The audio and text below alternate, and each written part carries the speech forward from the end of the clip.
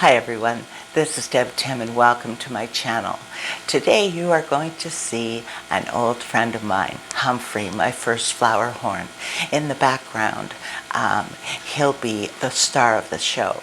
But as I share my video, you will learn how to cycle your aquarium from brand new. So please stay tuned.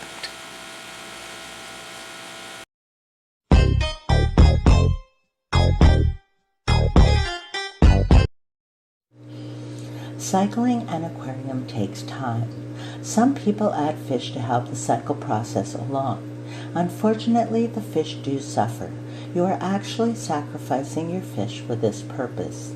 Even if they survive, chances are they will have sustained damage to their gills by burning, which will affect the quality of their life.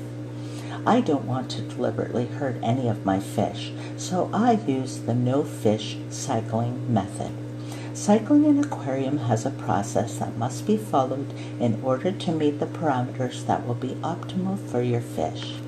In cycling an aquarium without the use of fish, this is what I have done.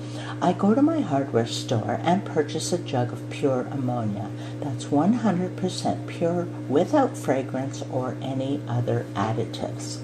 What you want to do is set your aquarium with substrate, hardscape, plants, and everything just how you want it. If you intend on using live plants, you can add them now as well. They will thrive on an ammonia-rich environment. The plants are not big enough to challenge your growing bacteria for the ammonia. The next step is to add your water conditioner. Secum Prime or Secum Safe are both great products. This is very important as chlorine will kill the beneficial bacteria that you are trying to grow. You may also want to add a buffer to help balance your pH level. Crushed coral or oyster shells in a media bag just set in the aquarium will do the trick. It's basically an insurance policy that your cycle will continue without interruption. If you have soft water or low alkalinity, this is essential. Your tank now is almost ready to cycle. Now you need to add your heater. Turn the heat up between 76 and 86 degrees, as within that range bacteria grow best. Keep your tank lights off to inhibit algae growth as you begin your cycle. Add a bubbler, air stone, or drop your water level so your HOB filter water drops further, creating bubbles. Bubbles are a huge help in cycling your aquarium. Now that everything is ready to begin cycling, you can add your ammonia. Just add a little. Wait about a half an hour and test your ammonia. You want your ammonia to stay at 4 parts per million. If you add too much, you will need to do a water change to bring it down. So keep adding just small amounts, testing your water every half hour or so until you reach the 4 parts per million. If you have any seeded media, this is a good time to add it. That includes dirty monkey filters, decor, rocks, anything that comes from an established tank that will have beneficial bacteria on it. Make sure to keep your media wet while transferring it, as bacteria will die off quickly if it dries out. One note of caution, be sure the tank the media is from is a healthy environment free of parasites or sickness of any kind. You would not want to risk contaminating your new cycled aquarium. Check your ammonia every other day. Do not allow it to fall below 1 part per million. Bump your ammonia back up to 4 parts per million because your bacteria needs that ammonia to grow. Without the ammonia, you will starve your bacteria and it will die on you. You do not want to risk crashing your cycle.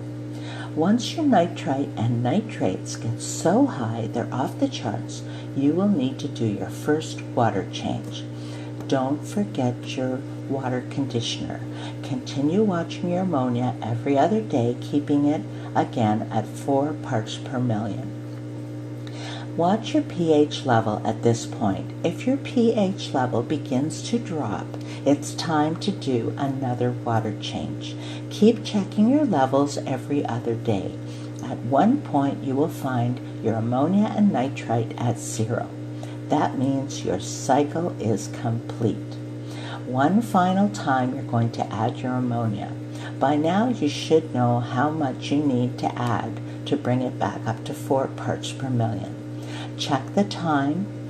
If 24 hours have passed and the 4 ppms of ammonia you have added have turned to nitrites and then to nitrates, you have a completed cycle. Test your water once more.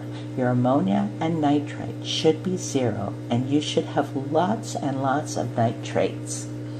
If you don't intend on adding your fish immediately, be sure to keep adding your ammonia to maintain a level of 1 part per million. This is very important to keep your beneficial bacteria fed and happy. Now, the day that you add your fish, you must turn your heater down to the required temperature and do a huge water change of 80 to 90% because your nitrates will be off the charts and you want to bring them down to 20 parts per million before it's safe to add your fish. Once your water test shows good water parameters following the final water change, which it should, you have a healthy cycled aquarium. I have used this method in the past and find it works very well. My tank is cycled always within 20 days when I follow this procedure. I seldom have to cycle my aquariums anymore as I have enough media filters and tanks running that I can just move over what I need to create a new cycled aquarium. Having extra sponge filters running is a great way to have media ready in the event that you need a cycled aquarium in a hurry. It has also become quite common to use bottled bacteria to cycle an aquarium very quickly. I do use bottled bacteria on occasion when needed. It's one of those products I like to keep on hand. I still feel letting a brand new tank cycle using the no fish cycle method is the best. Please remember, this is a process I have used and will use again.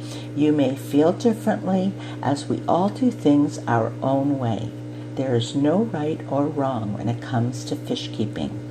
It's what works best for you. So until next time, this is Deb Tim signing out. Thanks so much for watching. I hope you're having a wonderful day, and I will talk to you soon. Bye.